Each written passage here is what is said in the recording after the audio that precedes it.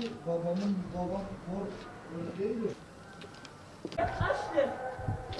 Kediyle konuşuyor. Nasıl kaçıyor? Bir şey geliyor. Bulurmuşum. Daha iyi. İstanbul geliyor. Vaktiyle. Sen niye kaçtın İstanbul? Vallahi şeyden anlamıyor. O saniye kasten oraya küçük yapmışlar. Ayakkabı Kimindir, vermiş. ayakkabıdır. Diler de 4-5 senedir var.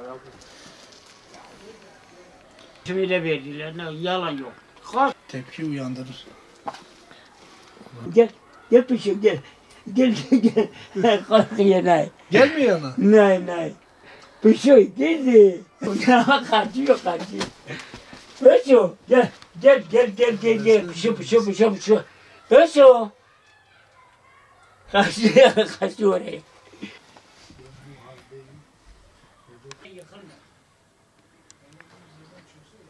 Bir an önce çıkalım. Ağır bir koku vardı mı?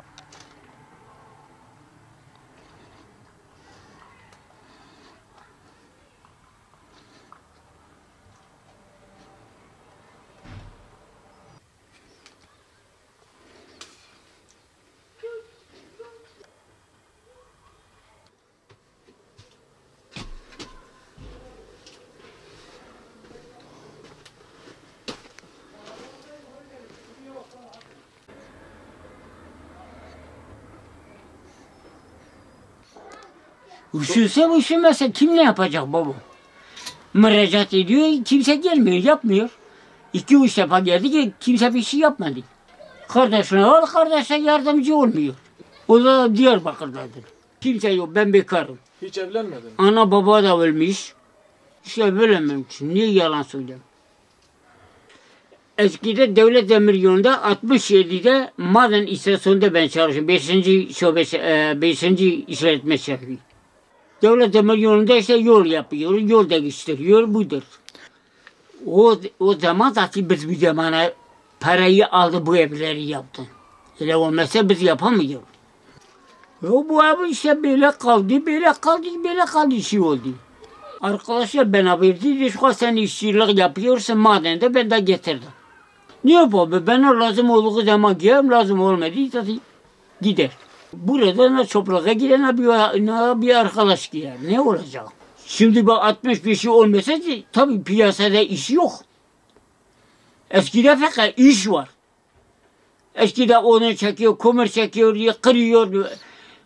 Fırında biz zaten devamlı ben madende çalışıyorum eskide.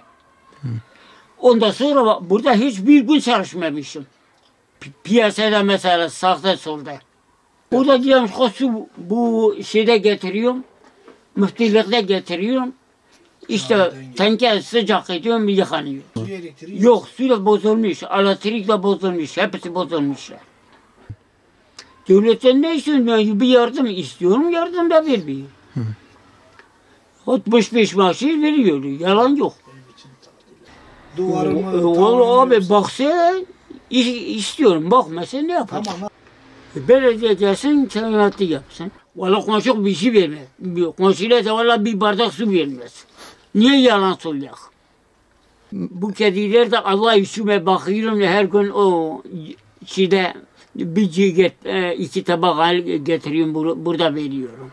Bu kapıyı da galiba gene takmış. İçeride böyle cadırlar. Onu da soralım. Fare falan var mı içeride? İsmail dayı cırdol içeri giriyor. Cırdollar var. Ya valla bizim Türkiye eskiden ne makkıydı? İçine bırakmış rahmetli babam, kardeşler. Şimdi de hepsi de bıraktı, baktı tahlike durmuyordu, dışarıya. Ne yaptı? Baktım yok, kimse gelmiyor. Gitti kardeşime telefon çektim, kardeşim Diyarbakır'da bu kapıyı da pencereyi olayı da yapsın. Ana piyasa yaptı. Ha, buraya da gel bakarsın bak. Kat iyidir, alt kat iyidir fakat üst kat. Şimdi İsmail dayı bu evi belediye sana onarması lazım. Bu çöker sen içinde ölürsün ha. Belediyenin görevi bu. Ya Allah devlet bozuk oldu, para vermiyor. Şans vermiyor, şans veriyor. 3 ayımız var, fakat vermiyor.